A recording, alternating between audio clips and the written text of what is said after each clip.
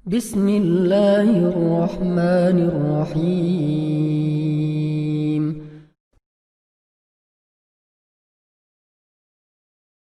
Apa sebenarnya bahagia itu? Bahasa Arab, orang yang bahagia disebut dengan sa'id. Perempuannya sa'idah. Membezakan lelaki dengan perempuan cukup dengan menambahkan ta marbutah di ujung. Muslim, muslimah. Mukmin, mukminah. Sa'id, sa'idah. Musib, musibah. Banyak juga yang cemburu sebab kata dia perempuan itu musibah, padahal itu secara bahasa saja. Musibah artinya terkena sesuatu. Alladzina idza asabathum musibah. Lelaki musibah. Orang putih pula menyebut happy, bahagia. Apa sebenarnya hakikat bahagia itu? Ada seorang kaya, hartanya banyak, dia naik kereta yang besar, megah dan mewah. Dalam perjalanan dia tengok ke sebelah kanan ada tanaman padi sawah yang menghijau. Lalu dia pandang ada budak-budak kecil membawakan makanan beserta ibunya menuju pondok di tengah sawah. Suami sudah menunggu makanan siang tiba. Apa kata orang kaya dalam kereta? Oh, bahagianya petani. Di tengah perutnya lapar, istri dan anaknya datang. Makanan tiba pada waktunya. Air minum dapat menghilang dahaga. Lapar hilang, rindu pun sirna, karena istri dan anak ada di sekitar dia. Bahagianya menjadi petani, kata orang kaya dalam kereta. Masa orang kaya berpikir bahwa dia tidak bahagia? Si petani yang bersama anak di pondok tua itu pula memandang orang kaya di atas kereta. Apa kata dia? Betapa bahagianya orang kaya naik kereta, sedangkan aku hanya duduk di pondok yang tua. Maka pada hakikatnya manusia ini dua-duanya tak bahagia. Lalu sebenarnya bahagia itu di mana? Ada seorang anak yang sedang belajar di college, university. Maka dia berkata, alangkah bahagianya kalau saya dapat BA. Selepas dia dapat ijazah BA, lalu dia berkata, aku tak bahagia. Alangkah indahnya bila dapat master. Manakala dia dapat master, dia berkata, oh, betapa bahagianya kalau dapat PhD. Selepas PhD dia berkata, susahnya PhD, belum juga dapat kerja. Selepas dapat kerja dia berkata, alangkah bahagianya kalau menikah.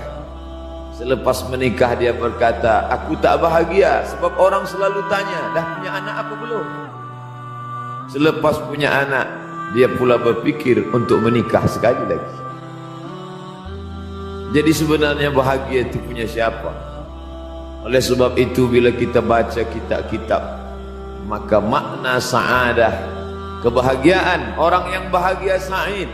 Bahagia adalah insyirahus sadr, ketika hati terasa lapang apapun yang datang. Kalaulah pelajar yang mendapatkan BA itu hatinya lapang, tentu dia bahagia.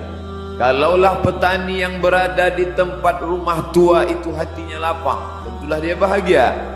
Kalaulah orang kaya dengan kereta yang besar itu hatinya lapang, tentulah dia bahagia. Itulah mengapa Musa alaihi salam di tengah kesusahan hatinya akan melawan ayah angkat bernama Fir'aun. Dia minta hati yang lapang. Kita semua baca doa itu, Rabbi syrahli, lapangkan dadaku. Itulah mengapa kakinya pecah berdarah, giginya patah, pelipisnya pecah meneteskan darah, tapi dia tersenyum bahagia kerana hatinya lapang. Allah sudah lapangkan hatinya. Apa kata Allah untuk dia? Alam nasyrah laka sadrak. Itu beza Muhammad dengan Musa. Musa meminta, Rabbi shrah li sadri wa yassir li amri wahlul 'uqdatam min lisani yafqahu qawli. Sedang Muhammad tidak meminta. Belum meminta, Allah dah bagi pada dia. Apa kata Allah? Alam nashrah laka sadrak wa wada'na anka wizrak alladhi anqadha dhahrak wa rafa'na laka dhikrak. Bila kau dalam keadaan susah, 2 kali Allah ulang, fa inna ma'al usri yusra, inna ma'al usri yusra. Hati lapang itulah yang membuat Haji Abdul Malik Karim Amrullah Buya Hamka tersenyum di dalam penjara. Penanya berjalan perlahan tapi pasti, maka keluarlah tafsir Al-Azhar. Hati yang lapang itu juga membuat Said Qutb tersenyum menghadapi tiang gantungan, walaupun dipenjara oleh Gamal Abdul Nasir, tapi sebelum kematiannya sempat pula menulis tafsir Fi Zilalil Quran, di bawah naungan bayang-bayang Al-Quran. Apa kata Said Qutb dalam muqaddimahnya? Al-hayatu fi zilalil Quran nikmah. Hidup di bawah naungan bayang-bayang Al-Quran itu nikmat. La ya'rifuha illa man zaqaha. Tidak ada yang boleh mengetahuinya kecuali orang yang pernah merasakannya. Maka bahagia adalah ketika hati terasa lapang. Bila kita nampak raut wajah orang yang tenang cerah, maka ketenangan bukan pada wajahnya. Bila nampak orang melangkahkan kaki dengan tenang penuh wibawa, maka ketenangan bukan pada kakinya. Bila tampak ayunan tangannya tak tergesa-gesa, maka bahagia bukan pada tangannya. Di mana letak bahagia itu?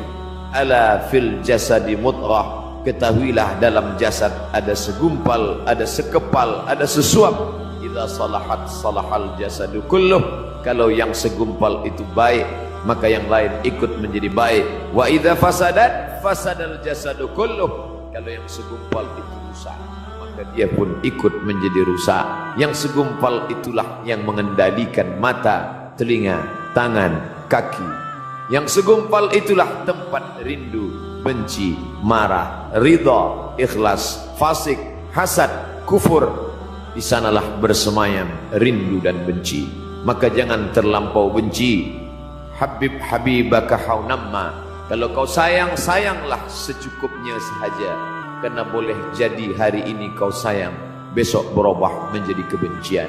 Kalau kau benci, bencilah secukupnya sahaja. Boleh jadi esok pagi dia menjadi orang yang tersayang. Berapa banyak puan-puan berkata, siapa itu? Itulah orang yang dulu paling aku benci. Tapi hari ini masih ada juga benci, tapi tak banyak. Oleh sebab itu maka dijaga dia. Yauma la yanfa'u malun, hari itu tak ada guna harta, wala banun, tak ada guna anak, illa man atallah, kecuali orang yang datang menghadap Allah biqalbin salim, dengan hati yang salim. Qal qab lam ba, qallaba, berbolak-balik. Qallaba, tidak selamanya bahagia. Kadang pagi hati tenang, petang datang dia pun susah. Kadang pagi hati lapang, petang tiba dia pun gundah. Maka apa yang dapat menolong? Ala bizikrillah, ketahuilah dengan banyak menyebut mengingat Allah, tatmainnul qulub, maka hati akan menjadi lapang. Qalbul mu'min baina asabi'ir rahman, hati orang beriman berada di antara jari jemari kuasa Rahman. Kalau dia hendak, dia balikkan yang senang menjadi susah. Kalau dia berkehendak yang susah, dia balik menjadi lapang. Berapa banyak orang yang tampaknya mungkin kita kata dia susah, tapi dia masih boleh tersenyum.